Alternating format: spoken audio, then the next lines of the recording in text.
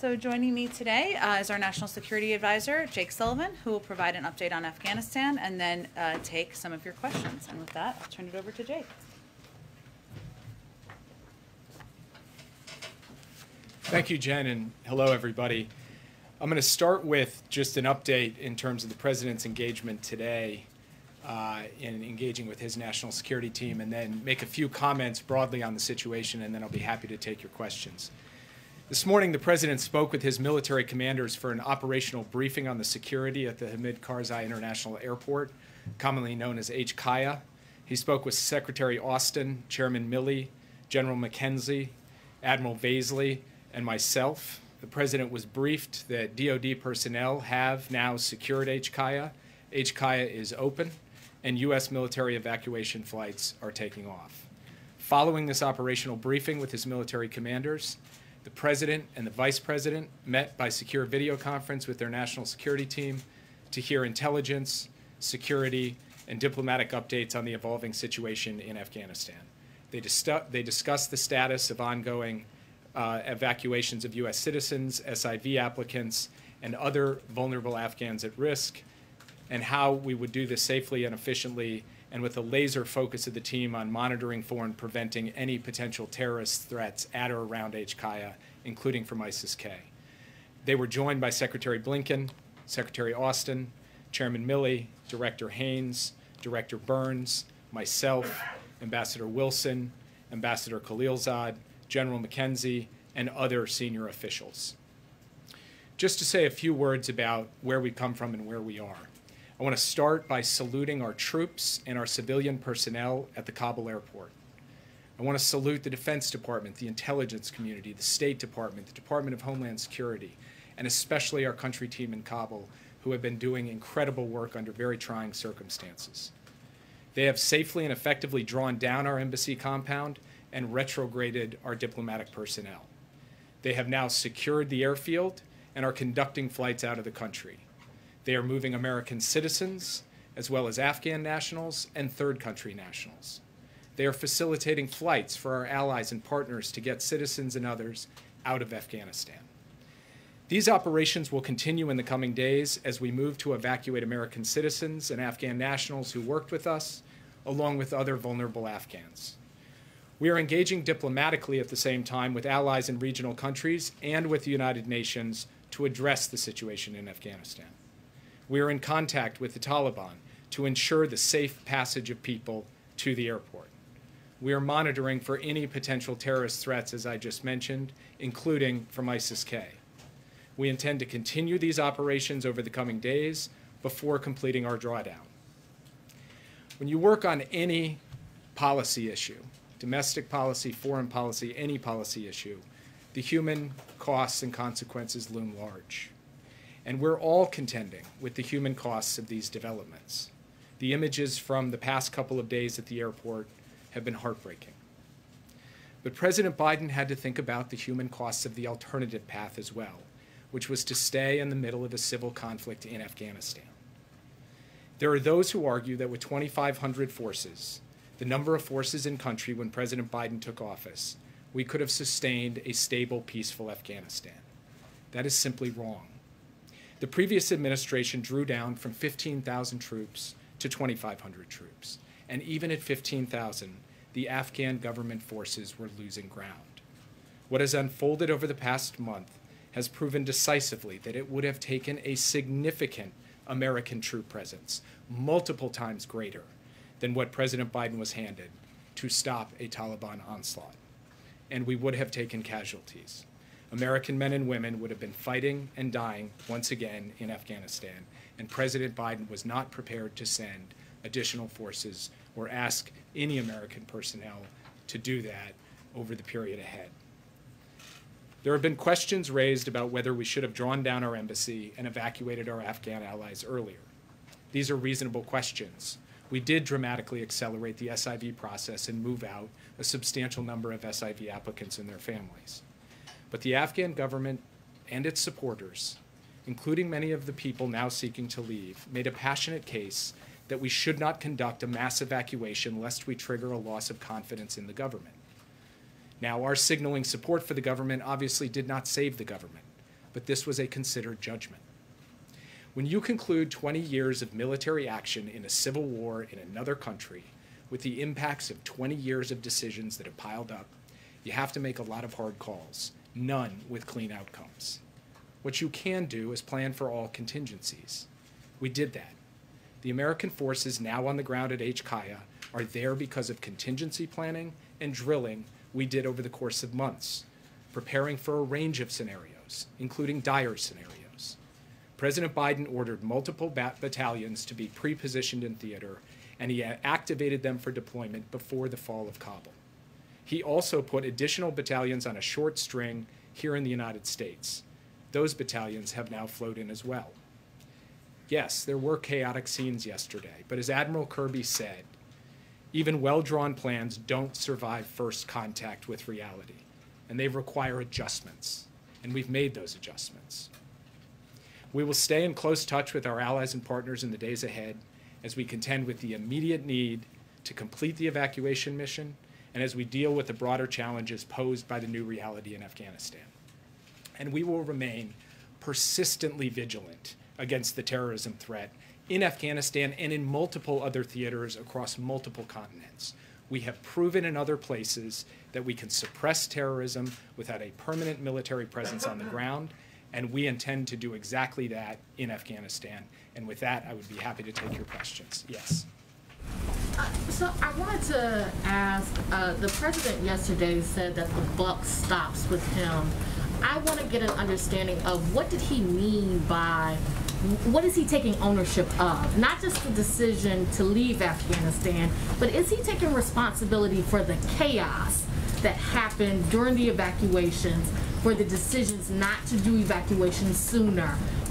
Is he taking responsibility for that and for any bloodshed that may be happening right now? Is he taking responsibility for that? He's taking responsibility for every decision the United States government took with respect to Afghanistan because, as he said, the buck stops with him. I am also taking responsibility, and so are my colleagues, the Secretary of State, the Secretary of Defense, the Chairman of the Joint Chiefs of Staff, the directors of our intelligence agencies. We as a national security team collectively take responsibility for every decision, good decision, every decision that doesn't produce perfect outcomes. That is what responsibility is. Now, at the same time, that doesn't change the fact that there are other parties here responsible as well, who have taken actions and decisions that help lead us to where we are. So from our perspective, what we have to do now is focus on the task at hand, the mission at hand. You mentioned chaos at the airport yesterday. At the end of the day, the question is, can we effectively evacuate those people who we intend to evacuate? And that is what we are planning for and executing against beginning today, where the airport is secure, the flights are going, the people are coming, and we will continue to do that in the days ahead. Yes. Yeah. What is President Biden's response to the people of Afghanistan who are now in the hands of the Taliban terrorists and feel abandoned by the United States, or to those in Taiwan and elsewhere that are fearful that the U.S. will abandon them to the aggression of China?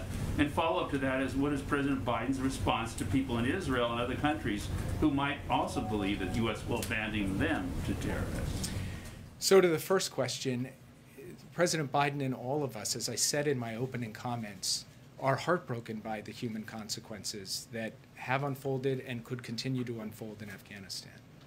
We believe passionately in human rights and human dignity, and we want to work with the international community to advance that wherever we can. But President Biden was not prepared to have American men and women continue to fight and die in the civil war of another country in order to achieve that. We will use every other tool at our disposal to achieve that, and we will do so day after day, month after month in the period ahead on behalf of the people of Afghanistan. To your question about allies, we gave 20 years of American blood, treasure, sweat, and tears in Afghanistan. We gave them every capacity in terms of training and equipment to stand up and fight for themselves. And at some point, it was the time for the United States to say that the Afghan people had to stand up for themselves. We believe that our commitments to our allies and partners are sacrosanct and always have been. We believe our commitment to Taiwan and to Israel remains as strong as it's ever been. Keep in mind that with respect to Afghanistan, We said back in 2011 that we would be out in 2014. We stayed another 7 years, far and above and beyond the commitment that we made more than a decade ago. And the last thing that I would say is that President Biden is laser focused on accomplishing the core national security objectives of the United States. And when it comes to Afghanistan, that was getting bin Laden and degrading al-Qaeda. We accomplished that, and he believes it was time for our troops to come home. Yes. So just now, Jake, you described a kind of choice that the president that was in front of the president. Either save the folks, the allies in Afghanistan, the folks that helped the United States through the last 2 decades, or sacrifice more American young men. I think the question out there on Capitol Hill and around Washington and elsewhere is, wasn't there another choice? Wasn't there a way you could have ended, President Biden could have ended the war in the way that he wanted to end the war so that Americans don't sacrifice further lives for this war, but at the same time do a better job of either ignoring Ghani's request to not start evacuations, or figuring some way that we wouldn't end up in a situation where there's masses of people crushing through the airport, and the execution of the last 4, 5, 6 days that has seemed to just about everybody as not is not the way a competent administration, not the result that a competent administration has in the end. So isn't that a false choice, and why couldn't you do both? So first, what I would say is that we were clear-eyed going in when we made this decision that it was possible that the Taliban would end up in control of Afghanistan. We were clear-eyed about that. Now, as the president said in his remarks yesterday, we did not anticipate that it would happen at this speed, though we were planning for these potential contingencies. The reason I say that at the outset, that we knew it was possible they could take over, and that had to be built into our calculus in making the determination, as the president did, to draw down our forces, is because once the Taliban came into Kabul, we were going to be faced with a situation, no matter if there were still U.S. troops on the ground or no U.S. troops on the ground, of dealing with a significant number of people wanting to come to an airport to try to get evacuated. I'll give you an example. We communicated with American citizens for weeks, telling them to get out of the country. We offered financial assistance for those who wouldn't be able to afford to get on flights themselves. Many chose to stay right till the end, and that was their choice. We now are faced with a circumstance where we have to help evacuate those. That's our responsibility as the U.S. government. But the point I'm making is that when a civil war comes to an end with an opposing force marching on the Capitol, there are going to be scenes of chaos. There are going to be lots of people leaving the country. That is not something that can be fundamentally avoided. And so while it is a point for reasonable debate, in my view, as to how to think about the right moment to signal a complete loss of confidence in a government or not, and which is going to lead to more suffering and death or not, the fact is that we made the judgments we made based on the information we had at the time while preparing for the alternative contingency, which was having to flow in these troops to be able to get out folks in a mass evacuation. Yes? Do you believe that the mission could be completed by August 31st? As a national security advisor, what do you see the scenario on September 1st? Do you think the Taliban of 2021 are different than 2001? Do you see analogous situation to Iraq where a new terrorist organization will be born, like ISIS out of Al-Qaeda in Iraq, for example? So just on the last point, it's fairly well documented that the Taliban and ISIS-K fight one another, struggle against one another. So I do not foresee a symbiotic relationship there, though these are dynamic scenarios, so we will have to see how it plays. We are working day by day to get as many people out. So I'm not going to speculate on the timetable question that you just laid out.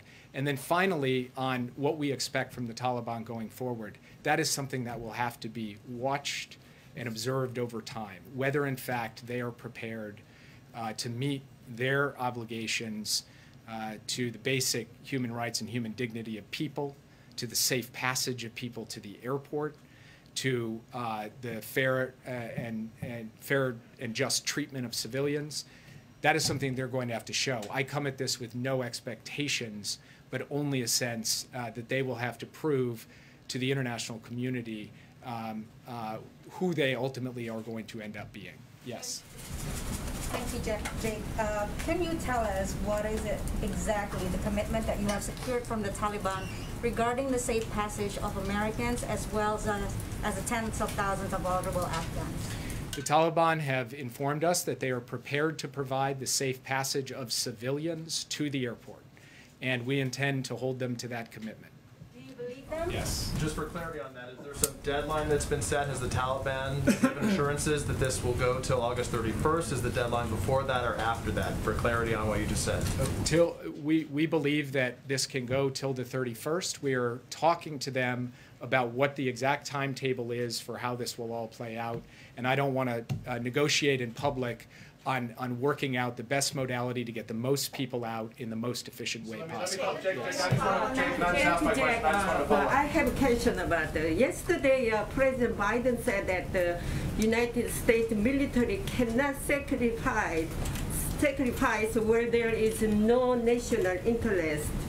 If the same analogies, will the U.S. withdraw troops from its allies, including South Korea?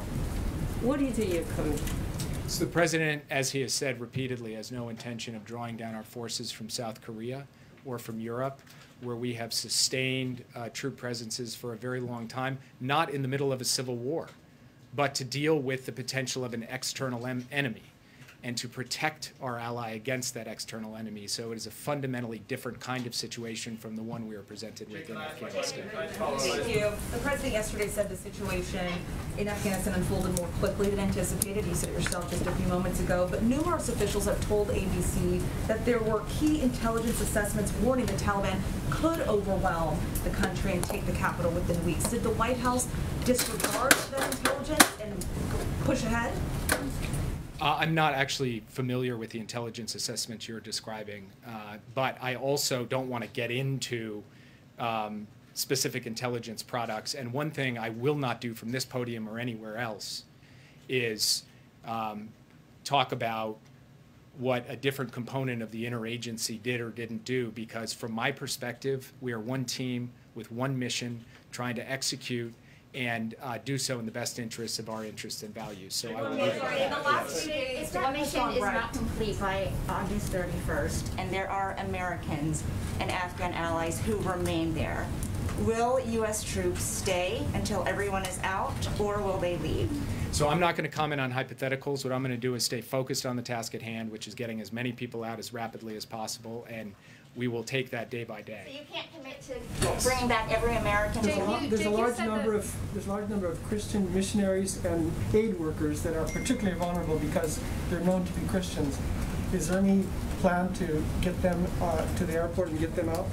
We are working with a variety of different types of groups, journalists, aid workers, NGO workers, and so forth, to help facilitate their departure from the country. Yes. Talk about these contingency plans. The President of the United States left the White House on Friday. When did your administration know that another 6,000 troops were going to be needed for this withdrawal?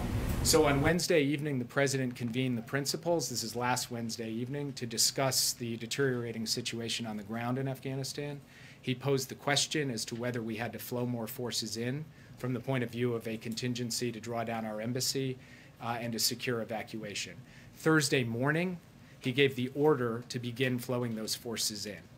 And then as we watched the situation unfold over the course of the coming days, we determined that we would go from step one of that contingency plan, which was about 3,000 troops, to step two of that contingency plan, which was about 6,000 troops.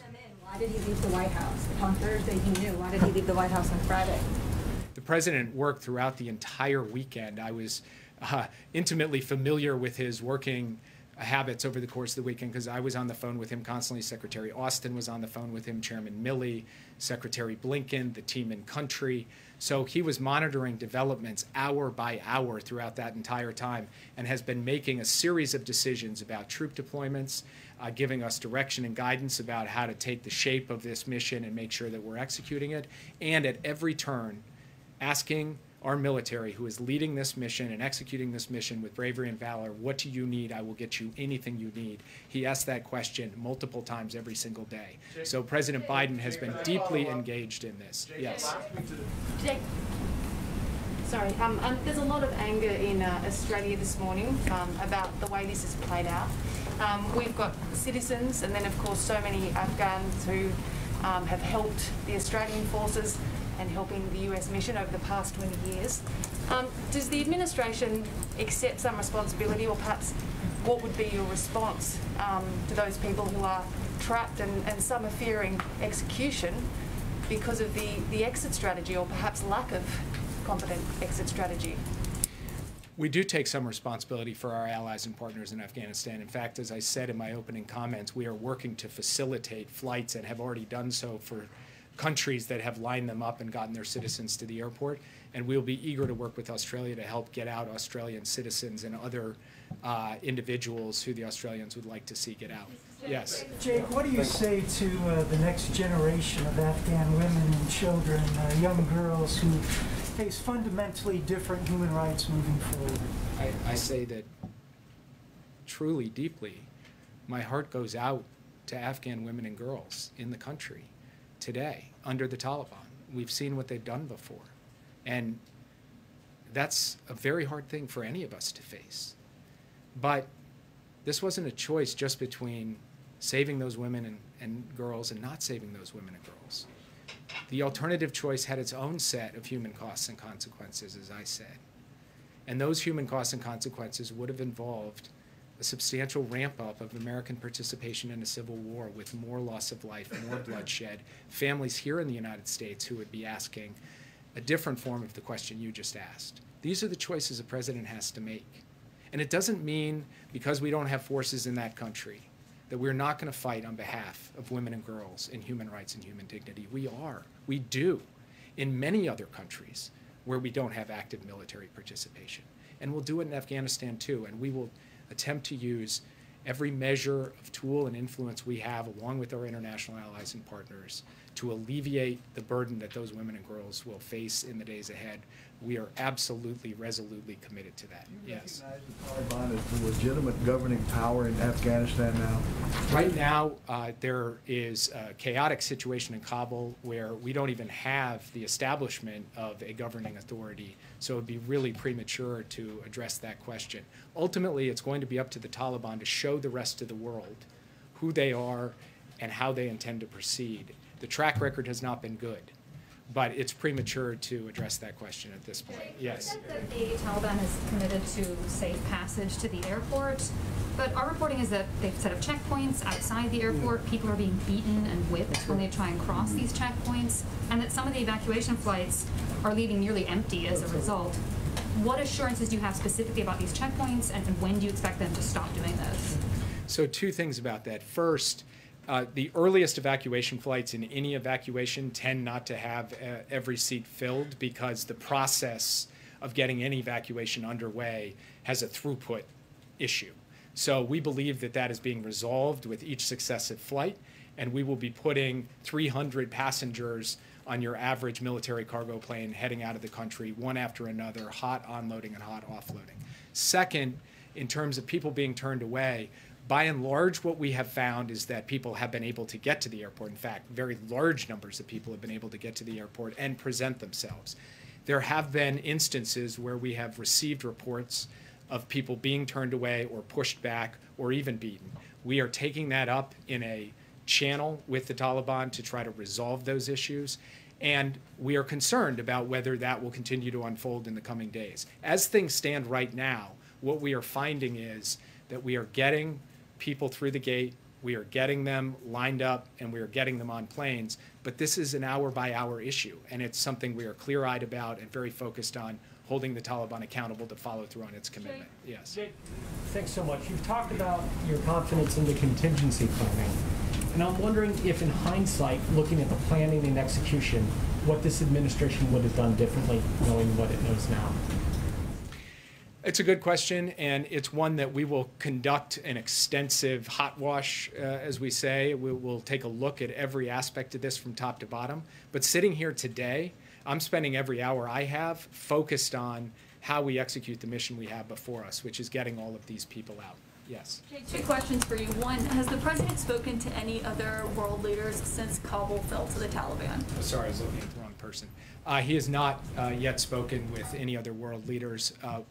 Myself, Secretary Blinken, several other senior members of the team have been engaged on a regular basis with foreign counterparts, and we intend to do so in the coming days. Right now, the main issue is an operational issue. It's about how we coordinate with them to help them get their people out. And we are operating through logistical channels and policy channels to try to make that happen. And Jake, yes. just to follow up on that, you just said that you will conduct a review of what went wrong here on the U.S.'s response. I know you said there are other additional factors, like what happened on the ground in Afghanistan, that led to this. Will you publicly disclose what went wrong and who misjudged the intelligence here over how quickly the Taliban could take over? So first, I didn't describe that we were doing a, quote, what went wrong review. What I said is we'll do a hot wash. We'll look at everything that happened in this entire operation from start to finish, and the areas of improvement, where we can do better, where we can find holes or weaknesses and plug them as we go forward. And of course, we intend, after we've had the opportunity to run that analysis, to share that with people. Yes. Thank you, sir. You noted that you had encouraged Americans on the ground there to leave and that many chose not to. I just wanted to follow up on Weeja's question. Will the U.S. government commit to ensuring that any Americans that are currently on the ground in Afghanistan get out? That's what we're doing right now. We have asked them all to come to the airport to get on flights and take them home. That's what we intend to do. Yes. Former officials from multiple administrations, the Obama administration, the Bush administration, have said they are certain Afghanistan will become a safe haven for terrorists. I know you and the president have disputed that.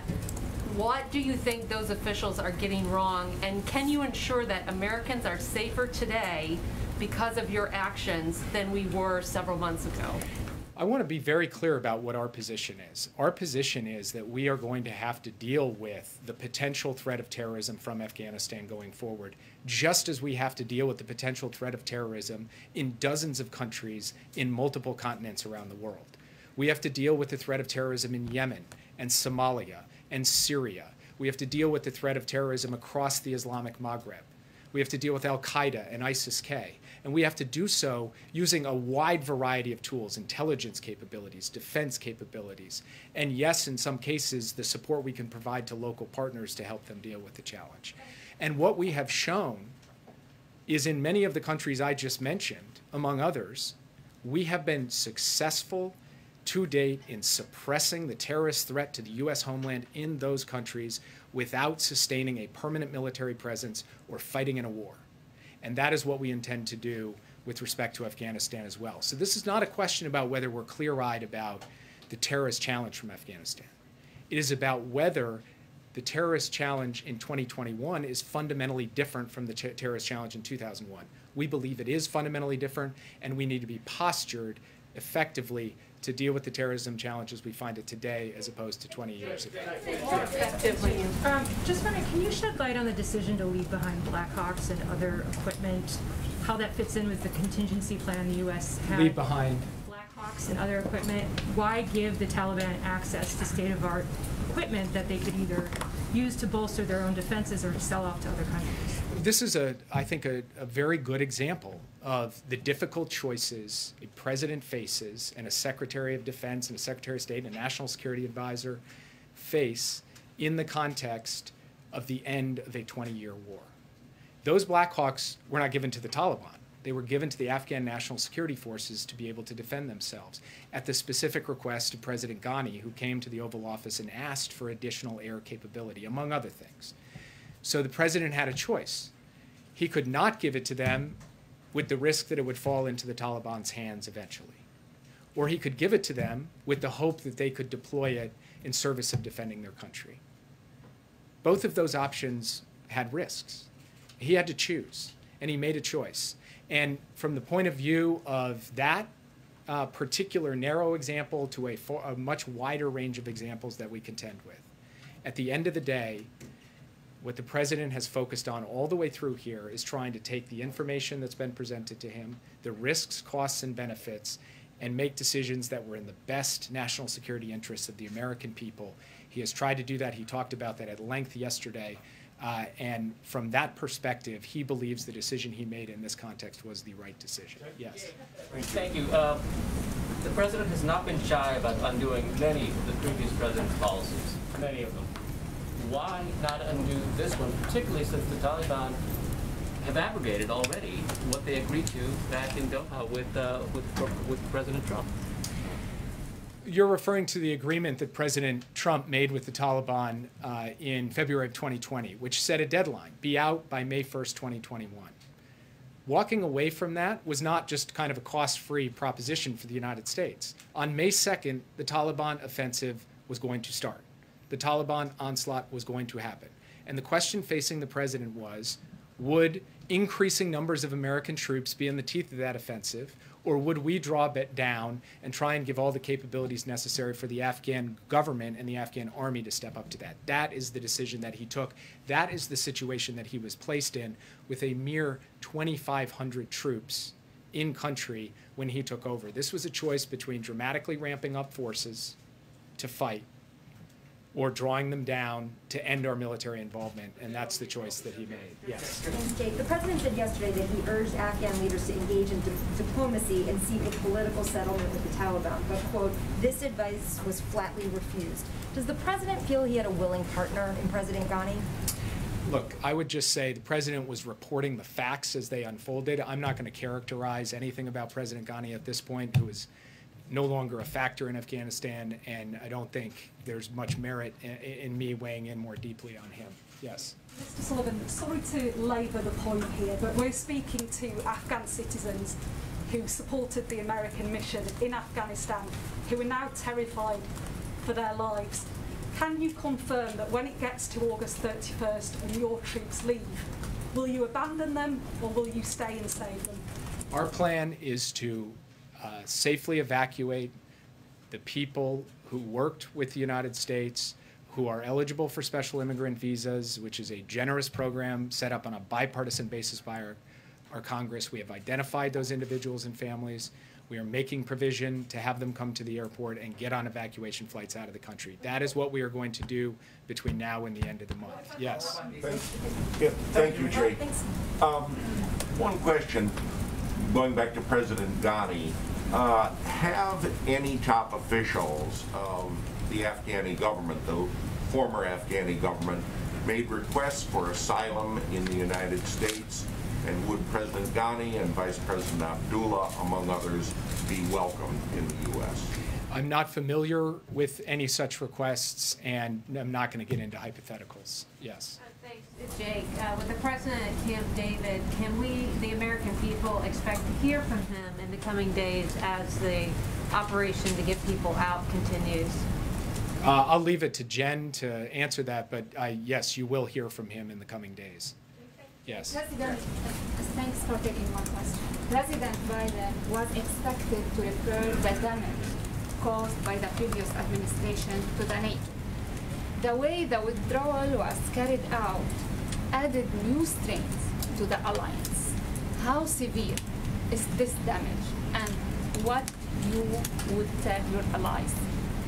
President Biden has a long and deep history of solidarity and commitment to the NATO alliance. His commitment to Article 5 is rock solid and sacrosanct. We just had a very successful NATO summit where we committed to a new strategic concept and a new way forward on the emerging threats we're going to face. He believes in his personal bonds with the leaders of NATO, and he believes in the institutional bonds between the United States and NATO. And I would just note also that our Secretary of State and our Secretary of Defense went to repeated ministerial meetings at NATO for consultations on this decision, and ultimately secured an agreement of the North Atlantic Council for it to be carried out along the timetable that was laid out. All of the allies signed up to that. what the president also committed to was making sure that every last NATO troop on the ground in Afghanistan, and there were more NATO troops in Afghanistan than American troops when Joe Biden took office, would get out safely and securely without incurring a single casualty, and he executed that. And then finally, he's committed to facilitating the flights of our NATO allies and partners to get their civilians out and to get others out. And he is in the process of doing that. In fact, planes from NATO countries have landed and taken off with their personnel over the course of the past 24 hours. I think your previous answers are not enough to assure U.S. allies and partners, because first Korean War broke out as a civil war. If the United States commit only to places that without civil war, how can you ensure allies that the United States will defend them in a crisis that can describe as a civil war? For example, if the People's Republic of China attacks Taiwan, the Chinese can argue that it is a civil war among the Chinese, and how can you justify the U.S. involvement in Taiwan and South Korea? And I also understand the United States did not want to make a sacrifice, but at the same time, leadership requires a sacrifice. And how can you just claim to be a global leader without making sacrifice? So I want to start where your question ended, because the United States made an extraordinary sacrifice in Afghanistan. 2,448 Americans lost their lives in Afghanistan. Tens of thousands of Americans were injured in the war in Afghanistan over 20 years, trying to help that country stand up and being able to defend itself. The United States spent more than $1 trillion of its resources in Afghanistan. The amount of sacrifice and solidarity and commitment to Afghanistan, to trying to give it a chance, was immense. And it wasn't just the United States. Many other countries joined us and had their own sacrifice. Excuse me, let me just finish answering the question. And so the idea that there was a lack of sacrifice on the part of the American people is belied by the rows of headstones over at Arlington National Cemetery, where people have come home. When it comes to Taiwan, it is a fundamentally different question in a different context. And so from our perspective, what we need to focus on, well, I'm sorry, if I'll take the next question if you won't let me answer. Yeah. So what's your take on the conference earlier by the Taliban, especially the comments that they made about protecting women's rights? Do you have any trust in the fact that they're going to hold up to it? Like I've said all along, this is not about trust. This is about verify. And we'll see what the Taliban end up doing in the days and weeks ahead. And when I say we, I mean the entire international community. Yes. The Biden administration has talked a lot about evacuating American and Afghan who helped the U.S. in the war, but there were many foreign nationals, including many Africans who were there. What's the administration doing to evacuate them safely? So the United States is also focused on helping third country nationals get out of the country safely. Yes. Back in the spring, you and several administration officials committed that civilian and humanitarian aid would continue into Afghanistan. Now that the Taliban has taken over the government, does that just completely stop? Is there a possibility that that would restart at some point? We will have to take a hard look at how we proceed with on any basis at all. And as I said to one of your colleagues earlier, it's premature to answer those questions. That's something we will have to take a look at after we get through the immediate task of this mission.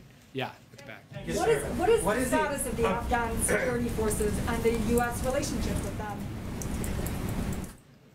I'm sorry, can you repeat the question? The Afghan security forces and the U.S. relationship with them. The Afghan security forces appear to have essentially, no longer operate as a coherent entity. They essentially have given way to Taliban physical security control over the major population centers. Yes. What relationship with them? Follow-up question on follow-up question about the Taliban saying they'll respect the rights of Afghan women. What tools does the United States have to hold them to this pledge? And if not, what does the U.S. plan to do?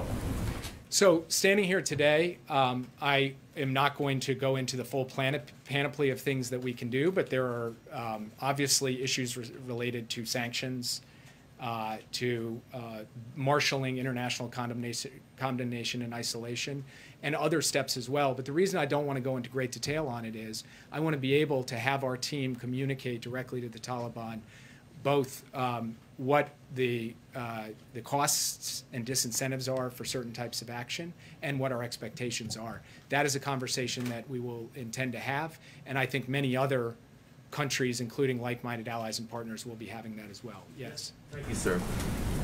President Biden said that there were very few national security interests for the United States in maintaining some peace in Afghanistan. Would you actually reiterate that today? Would you say that there is no interest for us having some presence on the borders of Iran, on the borders of Pakistan, on the borders of near China? Would you, or Tajikistan? Would you just say that we should just give that up? I would say that the president does not believe that the United States should be fighting and dying in a war for the purpose of sustaining American military boots near Tajikistan or Pakistan or Iran. No, I would say that that is something that is not. What you just laid out as a national security interest, we would not agree that it is right to ask American soldiers to risk their lives for the purpose of maintaining a presence near Tajikistan. Yes. Thank you. What happens to the billions of dollars worth of weaponry that the U.S. gave Afghanistan? Does the U.S. have a plan for that, or does it remain in the Taliban hands? We don't have a complete picture, obviously, of where every article of defense materials has gone, but certainly a fair amount of it has fallen into the hands of the Taliban. And obviously, we don't have a sense that they are going to readily hand it over to us at the airport. Yes. Thank you, Jake. Has the president seen these images of what looks to be people flying off an airplane yesterday? And then what was his reaction to those images? The president, as he said in his remarks yesterday, has seen these images are heartbreaking. And as I've said repeatedly today, the human toll of the end of this conflict in this way is real and it's raw. And it's hard for any of us. You guys are journalists. I work in government, but you know, we're also people. And this is tough stuff. There's no doubt about it. But these are hard choices too. And at the end of the day, the president had to make a hard choice about whether to avoid some of those human costs. The United States continues to send thousands of troops to fight, and some of them die and take casualties.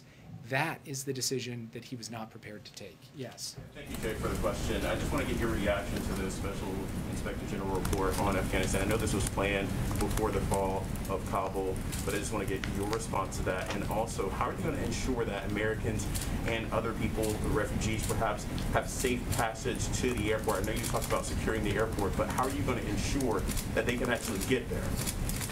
So as I said before, we have been working, engaging, coordinating with Taliban elements on the ground to ensure safe passage. We will continue to work that issue day by day until we've completed our mission. And what was your first question? Your reaction to the Special Inspector General report on the Afghan Reconstruction that basically essentially said that administrations were not prepared to come up with a concrete plan for the reconstruction of Afghanistan.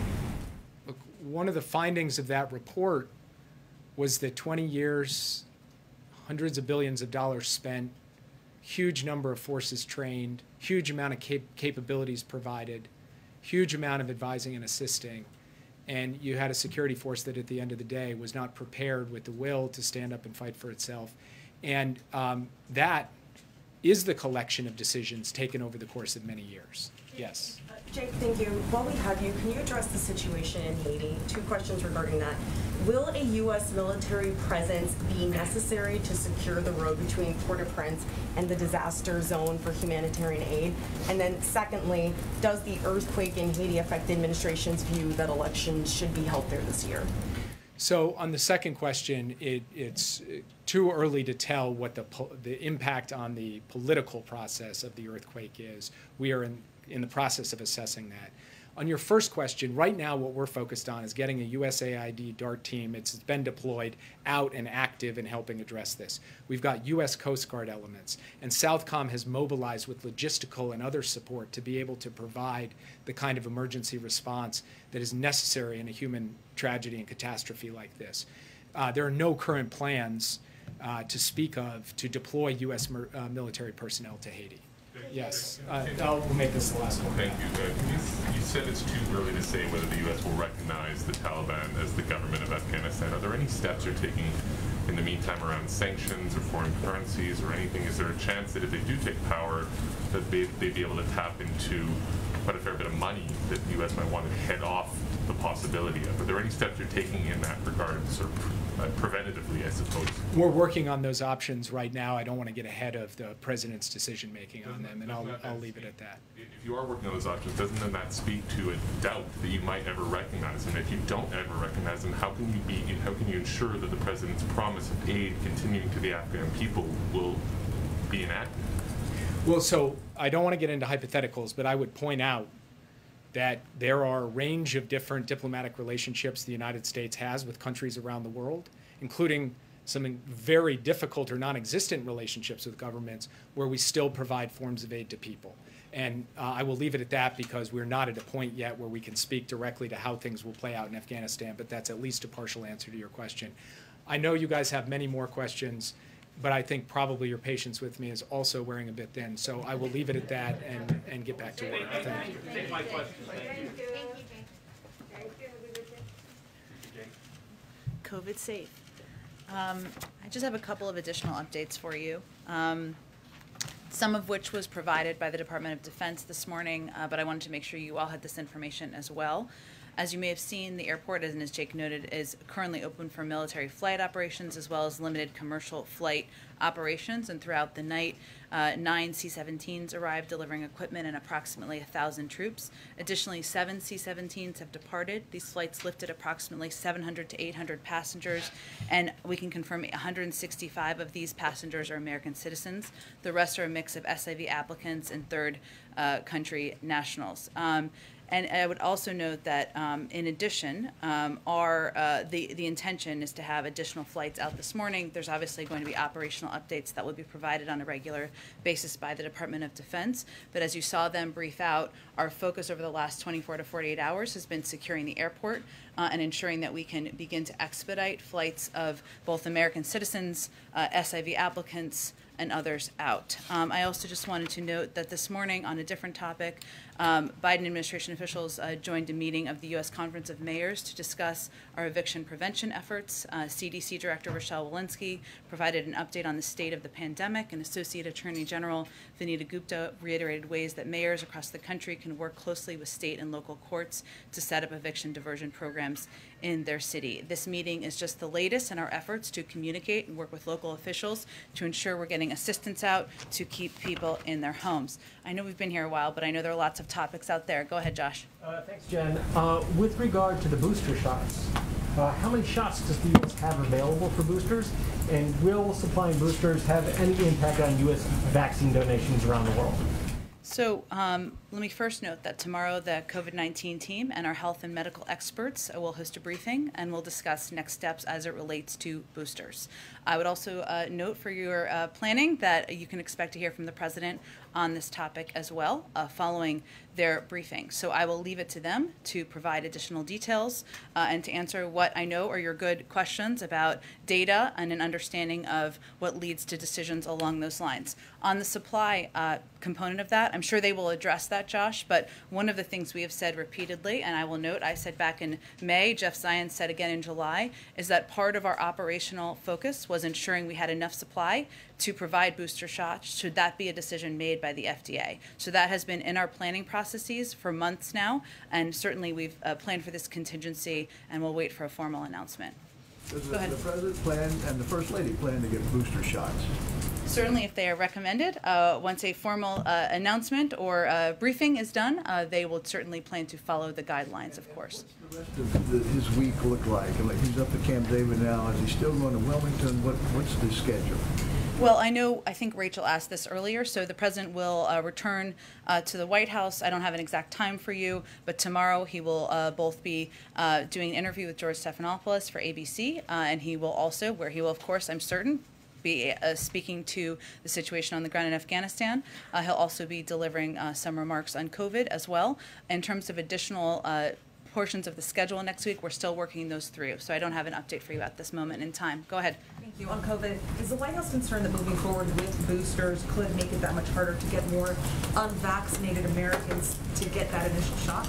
Well, one of the pieces that I expect our COVID team to speak to tomorrow is our operational plans as it relates to ensuring we are making sure everybody is vaccinated and following FDA and CDC guidelines. I think what you can expect to hear from them is that we are going to follow some of the best practices we have used to date, which is providing access, providing information, and right now we're in a place where we are focused on providing access, of course, to vaccines around the country and communities around the country through a range of mechanisms. So we're actually at an easier operational point in this regard than we were several months ago. But yes, we understand it's going to take a significant operational focus, educational focus, and PR focus to get the information out once it's finalized. Thank you. And one more on Afghanistan. Has the president or any administration official been in contact with former Afghanistan President Ghani? Not that I'm aware of. Go ahead. You mentioned at the top that about 700 people have been evacuated in the past 24 hours. Pentagon officials, including Press Secretary John Kirby, expect that number to increase to 5,000 to 9,000 a day. Can you talk about what needs to happen between now and then to ramp the number up, and when you expect to hit it? Sure, Weijia, it's a good question. I think what I had been referring to just a few minutes ago was the fact that our focus has been on securing not just the perimeter of the airport, but also operational capacity at the airport, which of course is a Department of Defense operation they're overseeing in coordination with the State Department. And so because we've had success in that regard, we are hopeful and expect to expedite additional flights out. So that was not the place where we were at this time yesterday, and given we've made progress in this regard, we are hopeful to increase the number of people, American citizens, SIV applicants, and others that we can get out of the country. It's our understanding that Americans have been called to the airport, but it's up to them to travel there at their own risk. Why isn't the U.S. providing any support, any transportation for them to get to Kabul? Well, I would just go back to what our National Security Advisor discussed as it relates to the Taliban and discussions with them about safe passage for people who are coming to the airport. We've also seen, I don't have an exact number for you, I'm sure the Department of Defense and State Department can provide that, but a large number of American citizens and others making their way successfully to the airport over the course of the last 24 hours. Just one more. I know we all tried to ask Jake this question, but can you offer any guarantee to the Americans and Afghan allies that if they remain there past the end of the month, U.S. troops will help them evacuate past the end of the month? Weijia, our focus right now is on doing the work at hand and on the task at hand, and that is day by day getting as many American citizens, as many SIV applicants, as many members of a vulnerable population who are eligible to be evacuated to the airport and out on planes. And we're going to do that in an expeditious fashion. That is the focus of the President, of our Secretary of Defense, of our Secretary of State, and everybody on our national security team. So that is where we will keep our efforts. Go ahead. Thank you. There's been some criticism from Democratic lawmakers on Capitol Hill, Mark Warner, Bob Menendez saying, I'm disappointed that the Biden administration clearly did not accurately assess the implications of a rapid withdrawal. What is the White House's response to those lawmakers? Well, I would first say that we did assess early on, when the President asked for a clear-eyed assessment, that there would be impacts and there would be consequences of making the choice he made. He also acknowledged yesterday, and I would just reiterate, that this did happen more rapidly than we anticipated here, than anyone anticipated. I think that accounts for members of Congress and people who are on the ground in Afghanistan. And what our effort is now is focused on moving as many people out as we can from the country. But I would also note and reiterate to anyone who's a critic that any president has to make difficult choices as commander-in-chief, as Jake Sullivan just said. And the president made the choice that he was not going to ask U.S. men and women, servicemen and women, to fight a war that the Afghans were not willing to fight for themselves. It does not mean there aren't going to be impacts that are gut-wrenching, that are heart-wrenching, that we're all watching transpire over the last couple of days. But these are the difficult choices you have to make as commander-in-chief, and that's the choice he made. And does he still have confidence in his intelligence teams?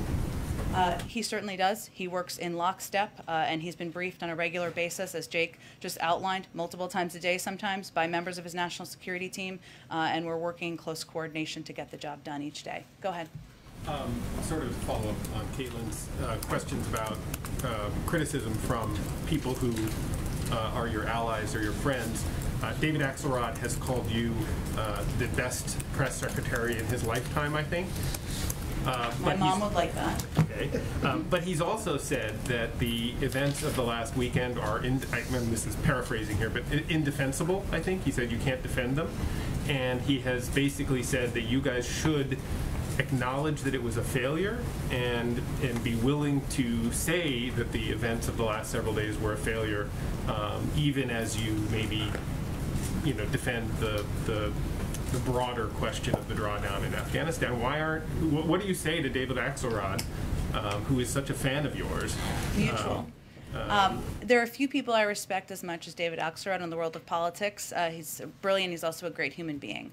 But he would be the first to say that there is a difference between being on the outside and speaking on television and being on the inside, and the difficult choices that you have to make. And as I've noted, and as Jake noted, even as we're watching over the last couple of days, heart-wrenching, gut-wrenching photos, you referred to some of them, Mike. The president stands by his decision because he knows it's in the interest of the United States, our national security, and the American people. And he's not going to ask mothers and fathers to send their children to fight a war the Afghans won't fight for themselves. And that does not mean that there aren't chaotic moments. There are. There does not mean there aren't moments that we may look back and take a look at approaches and how to address things moving forward. Of course, that's a part of how you assess governing and how you assess operations moving forward. But right now, and he would be the first, he spent, as you well know, an important role, a vital role, advising President Obama to acknowledge that when you're in government, you're faced with difficult choices. The president is faced with difficult choices, so are members of his team. And what you have to always make the decisions based on is what's in the interest of the American people. Go ahead. Does the president believe that his orders were executed as intended? In these past couple of days, obviously those images that we've all seen, I mean, is he assessing blame at all for that? And is he does he feel like he ordered the military to do certain things and they did it as intended? Well, his order was to deploy additional military men and women to go to Afghanistan to help evacuate American citizens, SIV applicants, and others safely out of the country, some to the United States, and to help our partners and allies around the world as well. We are effectively doing that. And the photos we're seeing of chaotic moments, no doubt, at the airport, are of many Afghans who want to get out of the country. We certainly understand that as well. And as Jake just said, when you're at a point where things are happening more quickly than anyone would have anticipated, not just people in this White House, but certainly people in Afghanistan, people in the international community, probably people in Congress, then you're going to have some chaotic scenes. But the president is confident in his national security team and their ability to get the mission done and get the mission accomplished. And as I just noted earlier, right now the airport is secure. We're working to expedite flights and get more people out of the country. And then just to follow on, the president has been quite clear that he does not have any trust in the Taliban. And so I guess Jake kind of went about this in a couple of different ways, but do you guys have any assurances that the Taliban is clearing the safe passage to the airports? And what are the consequences to them if they do not? Well, the consequences are the full weight and force of the United States military, and I think we've made that clear. But right now, and we're not trusting, we're not taking their word for it. We are watching closely, we are in close contact, and we are certainly assessing whether they are going to abide by their commitments and by their actions. Go ahead. How many Americans are in Afghanistan? both inside Kabul and outside Kabul? And should they get priority on evacuation flights? John Kirby said that it's going to be a mix of SIV applicants and Americans, but should those remaining American citizens get priority, and how many are there in the country right now? Well, we are prioritizing a number of groups: American citizens, embassy employees and their families, our locally employed staff, SIV holders and applicants, Afghans who would be eligible for P1, P2 refugee programs, which includes, by the way, translators who may have assisted media organizations and others.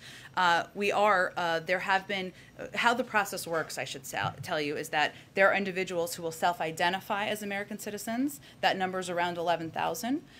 Beyond that, around the country. Beyond that, though, there are individuals who may not have self-identified, who may come and request assistance and come to the airport. We're going to work to assist, of course, American citizens, but we also have a responsibility and an obligation to help the men and women who served by our sides, many of the sides of your colleagues as translators and as interpreters, and our locally employed staff and others.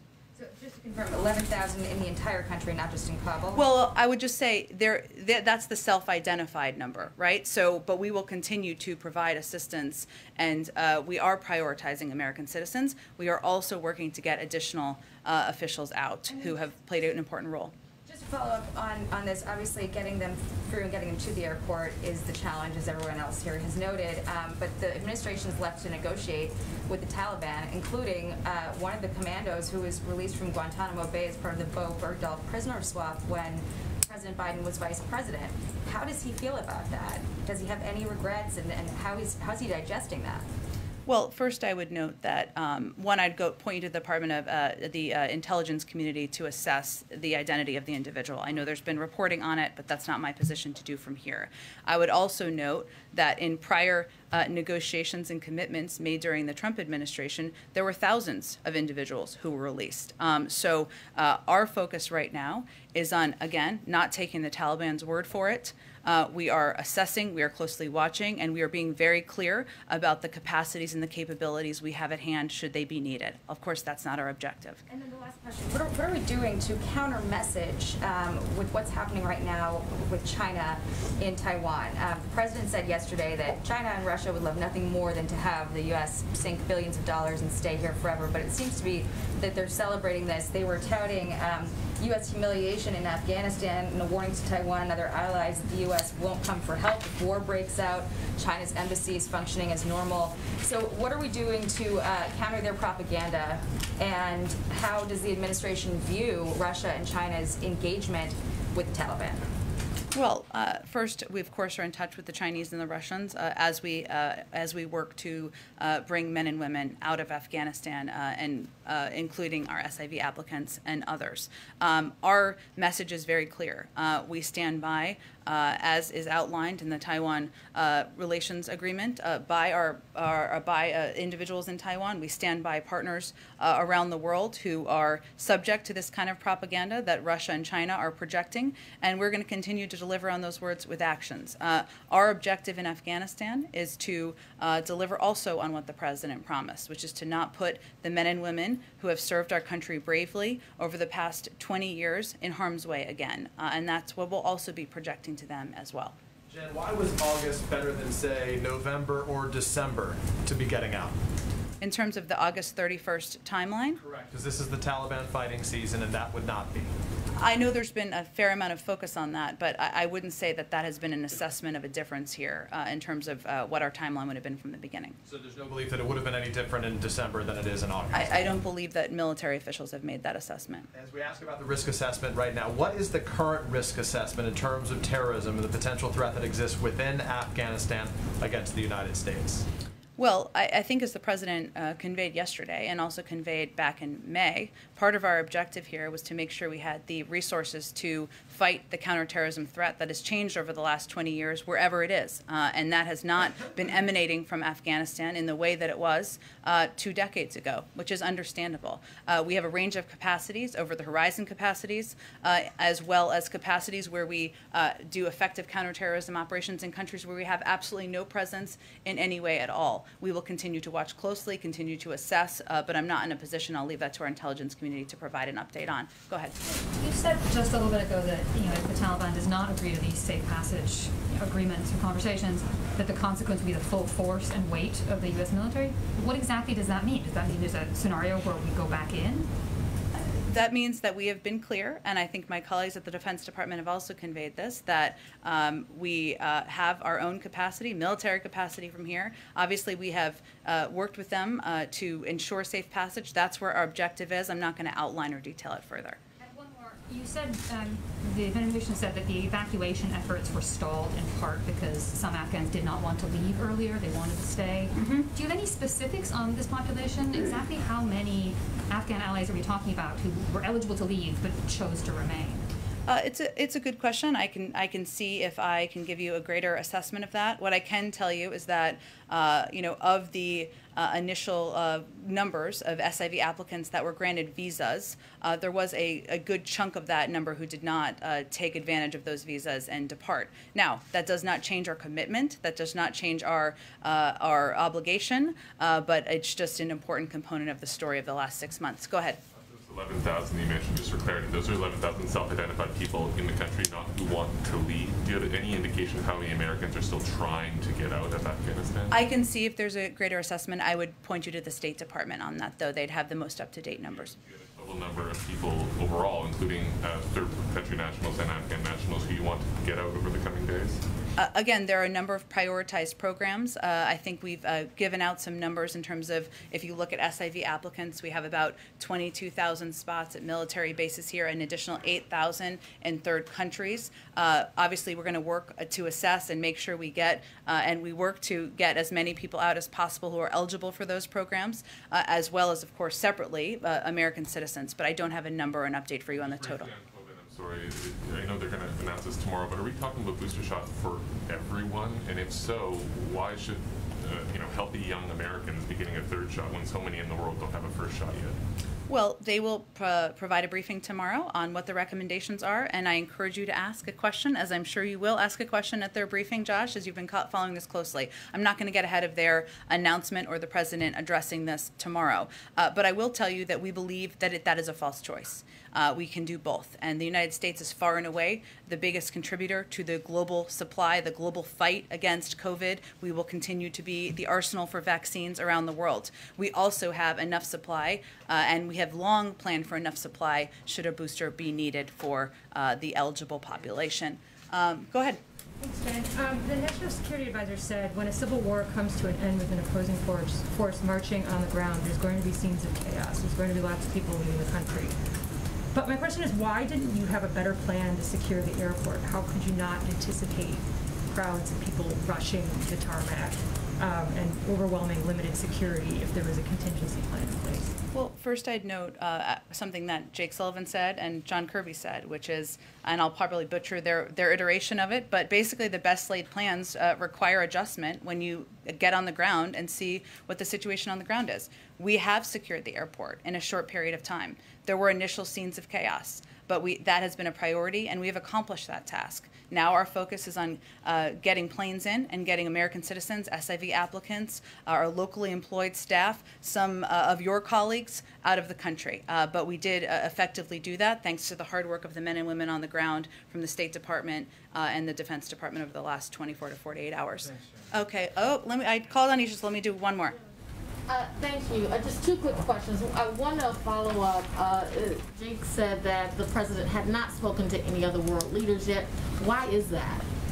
Jake also said that our focus right now has been on operational efforts, which includes coordination at a lower level than leaders and heads of state. And that is our focus on working with third countries to help get their citizens out, or, of course, working with others on the ground to get vulnerable populations out. That's where the focus is at hand right now. And if there is a benefit in the president picking up the phone and calling world leader, he will certainly do that, and I expect he will do that in the coming days.